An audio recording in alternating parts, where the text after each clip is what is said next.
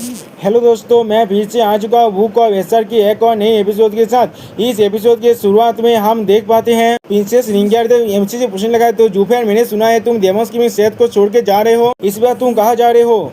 हमें तुम्हें किला लोकेशन बताना ही पड़ेगा वरना हम लोग तुम्हें किस तरह से ढूंढ पाएंगे। इसे सुनने के बाद जूफियान उसका रिप्लाई तो कहने लगा, मैं अपने घर जा रहा हूँ। सुनने के बाद प्रिंसेस रिंगार बहुत ज्यादा खुश होकर कहने लगा, क्या सच में?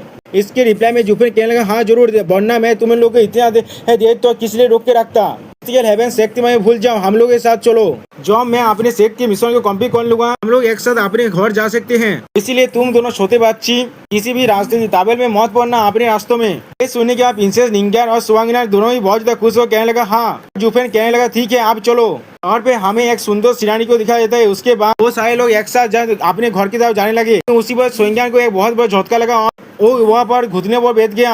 ये देखने के बाद प्रिंसेस निंगार कहने लगा, सुवांगनार तुम्हारे से क्या गलत है? भी बहुत ज्यादा परेशान होकर सुवांगनार से पूछना, तुम्हारे साथ क्या गलत है? निंगार सुवांगनार को संभाल रहा था और सुवांगनार उनसे कहने लगा, मुझे नहीं मालूम। एक पल के लिए अचानक से मेरा हाथ बहुत ज्यादा तैम्बेद हुआ, लेकिन ये अब थोड़ा सा अच्छा है। ये सुनने के बाद जूफियान अपनी सेंसी फील्ड को इस्तेमाल करने लगा और फिर अपने मन में कहने लगा, यहाँ पर आसपास में कोई भी नहीं है, क्या ये कोई इलनेस हो सकता है? और फिर हागिस को कहने लगा, तो आप हमें आगे बढ़ना चाहिए। और फिर हमें एक दूसरे का चिंता है जहाँ पर एक बहुत बड़ा धमाका होता है। उस धमाके की वजह से एक केव का डोर ओपन हो जाता है, जिसे देखते हुए एक पर्सन कहने लगा, तो फिर यही है यून केलन का एंसेस्टर लैंड।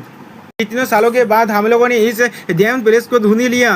और फिर हम लोग देख पाते ये कोई और नहीं, हमारे सेकंड प्रिंस है। सेकंड भी बहुत ज्यादा हंसते हुए कहने लगा, एल्डेस बादर रॉयल फादर, तो मैं उन केलन का एंसेस्टर लैंड के सीक्रेट को ढूंढ लूंगा और वेस्टर लैंड के नंबर 1 मैन को ढूंढ लूंगा। मैं अपनी केलन की ग्लोरी को जरूर रिस्टोर कर पाऊंगा और आप दोनों का बदला भी ले पाऊंगा। और मेरे साथ बताया जो तेतार्स है, जिसने हमारे क्लेन को बेच दिया था, तुम सिर्फ मेरे लिए तो रोहित करो, तुम्हारे दिन आप खत्म होने वाले हैं। और वो बहुत ज्यादा हंसने लगा। उसके बाद उसके साथ का एक सोल्जर था सेकंड प्रिंस से कहने लगा, सेकंड प्रिंस मैं तो आगे जाता हूँ साउथ करने के लिए, आप मेरे पीछे रहिए और थोड़ा सा केयरफुल रहे ना। इसके रिप्लाई में सेकंड प्रिंस कहने लगा, बहुत अच्छे बेले की गेल, तुम्हारे शुक्रिया। और फिर अगले सीन में हम लोग देख पाते वो दोनों उस केव के अंदर जाने लगे। सेकंड में ब्लैक गर्ल से कहने लगा, तुम्हारी हेल्प के बिना मैं इस जगह को कभी भी नहीं ढूंढ पाता। इस उन केलन के एंसेस्टर लैंड को ढूंढने के लिए हम लोगों ने बहुत ज्यादा हार्डशिप किया है। या तो कि लेयर के बाद भी लेयर के अंदर के मिस्ट को और बहुत सारे फॉर्मेशन टैप्स को और कुछ मैकेनिज्म जो हमारे रास्ते को ब्लॉक कर रहा था, इनके वजह से कितने लोग मर गए, कितने लोग हमें छोड़ कर भाग गए। और अब मैं सिर्फ पूरी तरह से अकेला हो चुका हूँ। तुम ही मेरे साथ थे जिंदगी और मौत के बीच में भी। अब सेकंड भी उसके कांधे पे हाथ रखते उससे कहने लगा, इस दिन से मैं और तुम आप भाई हैं। ये सुनने के बाद ब्लैक गर्ल अपने मन में सोचने लगा, मैंने कभी भी नहीं सोचा था हम लोग क्राउन प्रिंस के उदार को फॉलो करेंगे सेकंड प्रिंस को एक पॉन की तरह इस्तेमाल करने के लिए, लेकिन ये सेकंड प्रिंस मुझे इस तरह से तीर्थ करेगा।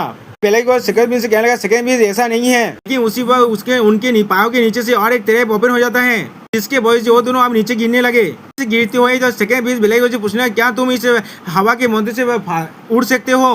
ब्लैक गर्ल कहने लगा, नहीं, एक बहुत ज्यादा स्ट्रेंज है, या तो कि मैं एक हेवेनली परफॉर्म नीलम का एक्सपर्ट भी यहाँ पर थोड़ा सा भी नहीं उड़ सकता। हम लोग नीचे तरफ गिर रहे हैं, हमें इसका कोई भी आइडिया नहीं है इसका बॉटम कहाँ पर है, और हम लोग तो कब नीचे गिरने वाले हैं। सेकंड भी बहुत ज्यादा घबरा कर उससे कहने लगा, हम लोग खत्म हो गए, हम लोग खत्म हो गए। एक खाई बहुत ज्यादा गहरा है, हमें नहीं मालूम हम लोग कितनी देर से नीचे गिर रहे हैं। अगर हम लोग सच में इस तरह से बॉटम में गिर गए तो फिर हम लोग वह बड़ी मर जाएंगे। मेरा जिंदगी अब खत्म हो चुका है, हेवन से मुझे मारना चाहता है। उसी बात उनके नीचे से बहुत ज्यादा पर्पल लाइट निकल लगा और वो दोनों हवा में उड़ने लगा इसकी वजह से। लेकिन इसी बात उनके सामने बहुत ज्यादा शक्तिशाली तो बींग को खड़ा हो गया। वो उनसे कहने लगा, मैं 10 एंसेंट एम्पायर में से एक हूँ और मैं उन केलन का एंसेस्टर भी हूँ। एम्पायर उन की सोल का थोड़ा सा एक हिस्सा को यहाँ पर रखा गया है मेरे केलन को सेफगार्ड करने के लिए। क्या तुम लोग मेरे केलन का दिशंत हो? यहाँ पर आए हो मुझे रिस्पेक्ट देने के लिए। तो उसमें दोस्तों ये सोल का साइज बहुत बड़ा है। इस सोल के सामने सेकंड प्रिंस और ब्लैक गर्ल को जैसे कोई चीती के बराबर लग रहे हैं। और इस सोल को देखने के बाद वो दोनों बहुत ज्यादा चौंक जाते हैं। उन एम्पायर के सोल उनसे फिर से कहने लगा, तो तुम लोग सच में मेरे ब्लड लाइन से हो, तो भी तुम लोग मेरे सामने अपना शॉर्ट क्यों नहीं छुपा रहे हो? तुम लोग खुद को तो मेरे सोल के हवाले कर सकते हो और मैं तुम लोग को तो कुछ देर के लिए पीस से और तो सेफ्टी जरूर प्रोवाइड करूंगा। सोल को देखने के बाद सेकंड पीस अपने मन में कहने लगा, तो फिर उन केलन के एंसेस्टर लेंथ में इतना ताकतवर एक एक्सपर्ट को छुपाया गया है। अब वो सोल तो थोड़ा सा गुस्से में सेकंड पीस से कहने लगा, अगर तुम मेरे केलन के मेंबर नहीं हो तो फिर तुम लोग उन केलन के फोरबिडन लैंड में किस लिए आए हो? इस क्राइम के लिए तुम लोग को अपनी तो बॉडी को यहाँ पर छोड़ के जाना पड़ेगा हमेशा हमेशा के लिए। सुनने के बाद सेकंड पीस अपने मन में कहने लगा क्या ऐसा लग रहा है इस प्लेस में सुन तो उन के मेंबर ही अंतर कर सकते हैं, कोई और यहाँ पर आ गया तो भी वो लोग मारा जाएंगे। सेकंड पीस ना तो करते उनसे कहने लगा एंसेस्टर मैं आपका डिसीजन दे दूँ, मेरा नाम है उन योंग। देखने के बाद ब्लैक ईगल अपने मन में सोचने लगा सेकंड पीस आपने इतनी जल्दी खुद को चेंज कर लिया, आपने सिर्फ अपनी रूथ को ही नहीं या तो आपने अपना सरनेम को भी अभिनंदन कर दिया। और फिर ब्लैक ईगल भी जो ऊन एम्पायर के सोल से कहने लगा एंसेस्टर मैं भी आपकी ये ऊन किरण की डिसीजन दे दूँ, मेरा नाम है ऊन इंग। ये सुनने के बाद ऊन एम्पायर उनसे कहने लगा तुम लोग ऊन किरण के डिसाइपल और हो या फिर नहीं हो ये तो तुम्हारे हाथ में नहीं है डिसाइड करने के लिए। जब ये ओल्ड में तुम लोग को जांच कर लेगा तो भी वही जो सब काउंट होगा। और फिर अगले सीन में हम लोग देख पाते हैं उसने उन दोनों के ऊपर अपने लाइट को गिराने लगा। और फिर अगले सीन में ऊन एम्पायर गुस्से में उनसे कहने लगा वो जो मोर्टल लाइट के साथ तुम लोग साहस भी कैसे हुआ मेरे बेला होने क्या तो दिखावा करने क्या, तुम लोली कॉमनर्स कोई के तुम्हारे साहस भी कैसे हुआ उन कैलन के फॉरबिडन ग्राउंड में आने का। और फिर वो अपने पावर से बहुत सारे पत्थरों को नीचे गिराते हुए उनसे कहने लगा तुम लोग मौत को डिजर्व करते हो। सच में दोस्तों इस वक्त ये उन पर बहुत ज्यादा ताकतवर लग रहा है। देखने के बाद सेकंड पीस और ब्लैक ईगल बहुत ज्यादा घबराने लगा। और दोस्तों यहाँ पर इस वीडियो का दिया होता है, प्लीज सब्सक्राइब माई चैनल और like and share this video and also hype this video.